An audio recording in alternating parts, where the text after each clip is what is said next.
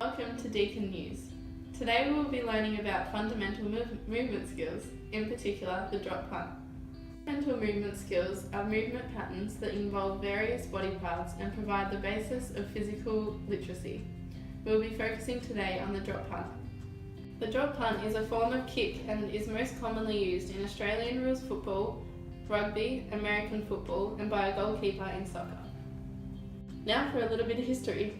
The punt kick found its name and style after Dick Lee from Collingwood kicked a drop punt for goal. After kicking the goal, Lee called it a type of stab punt, and ever since then the kick has been labelled the punt. The skill requires a person to drop the ball from their hands onto their foot and kicking the ball while still in the air. A punt is a critical motor skill and essential for child development. The punt is fundamental to student learning and movement. The punt should be introduced in grade 2. This is because the students need to have had previous experience in mastering the basic fundamental movement skill of kicking. This is needed before the student attempts the punt, as the kick focuses on kicking a ball off the ground, whereas the punt focuses on kicking a ball in the air. After 2 years of practicing the punt, students should have it mastered by grade 4.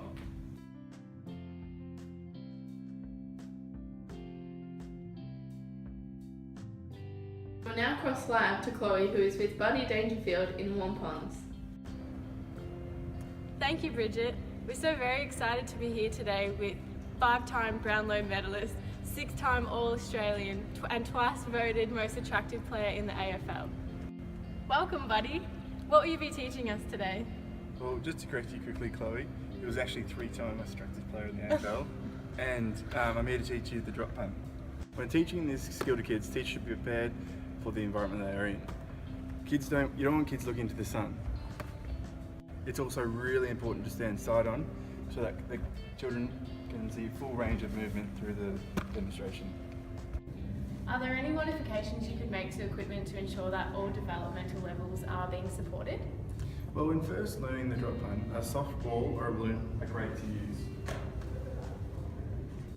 Using these equipment make it easier to learn the skill, and they provide a safe environment. Once the children have mastered either the soft ball or the balloon, you can then go on things like the football. Make sure when using the football you have the right size. This is a size 5, so this should be for kids in high school. So when using the football, use sizes 2 or 3 for kids that are early developing. Buddy, can you explain some key teaching points and instructional cues that can be used when teaching this to kids? Yeah, Chloe, there's some pretty great teaching points. Hold the ball with both hands, fingers spread evenly along both sides with the laces facing forward. Move in straight line towards target.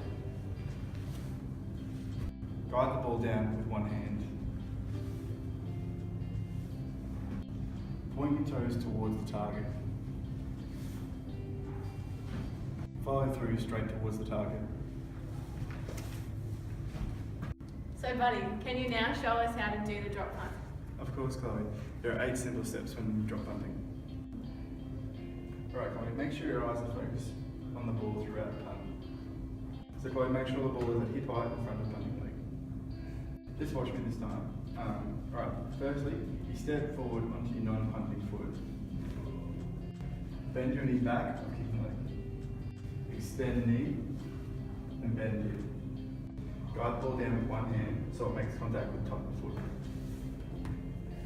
Right, forward and sideways swing of your arm for balance. A really important part of this is the follow through. Make sure when we're following through the ball, we're following through without choke wind. Alright Chloe, you're going to show us what you just learned. Are you excited? Chloe, are you ready? Alright, cool. Make sure your eyes are focused on the ball. Ball at hip height in front of punting leg. Step forward onto non-punting foot. Bend the knee. Guide the ball down with one hand so it makes contact with the foot. Forward, side swing of arms opposite to punting leg. And make sure you follow through.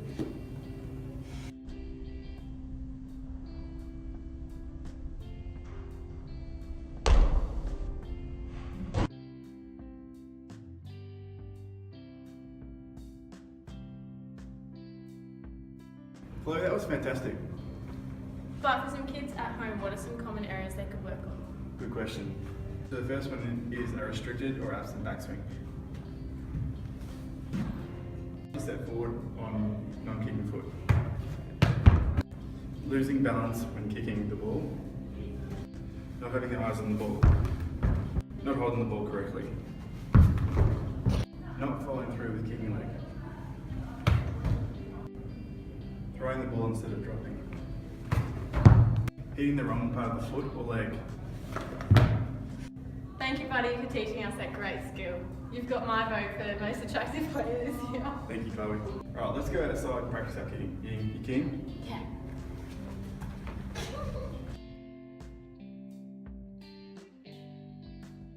Anyone that would like some extra information about this, YouTube could be used to see some demonstrations about the drop punt. However, there are resources created by the Department of Education about the fundamental movement skills and activities that can be used to practice these. AusKick and the Victorian curriculum also provide documents that can be used in teaching and learning the drop punt.